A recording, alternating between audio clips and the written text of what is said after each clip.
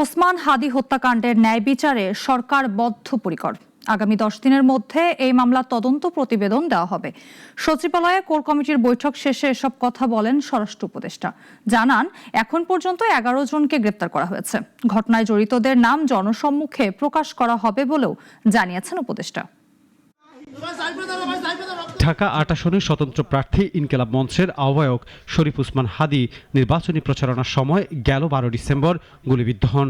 এক সপ্তাহ মৃত্যুর সঙ্গে লড়াই করে 18 ডিসেম্বর সিঙ্গাপুরে চিকিৎসাধীন অবস্থায় পাড়ি জমান না ফেরার দেশে। হাদির মৃত্যুর ঘটনায় উত্তাল রাজধানী শাহবাগে অবস্থান করে ইনকিলাব মঞ্চ এই হত্যাকাণ্ডের দ্রুত বিচার দাবি করেন।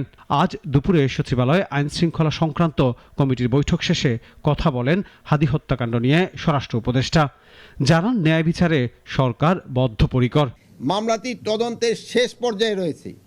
আগামী 10 দিনের মধ্যে 7ই জানুয়ারি 2026-এ এই মামলায় চার্জশিট দেওয়া সম্ভব হবে বলে আশা করছি। এই ঘটনায় জড়িতদের নাম জনসম্মুখে প্রকাশ করা হবে জানিয়ে সবাইকে ধৈর্য ধরার আহ্বান জানান স্বরাষ্ট্র উপদেষ্টা। আমরা অতি দ্রুত এই হত্যাকাণ্ডের মূল রহস্য এবং যারা এর পিছনে জড়িত রয়েছে তাদের নাম, ঠিকানা সহ পূর্ণাঙ্গ তালিকা জনসম্মুখে উন্মোচন করতে পারবো ইনশাল্লাহ। রাজনৈতিক দলগুলো ফ্যাসিস্ট দোসরদের পুনর্বাসনে কাজ করছে।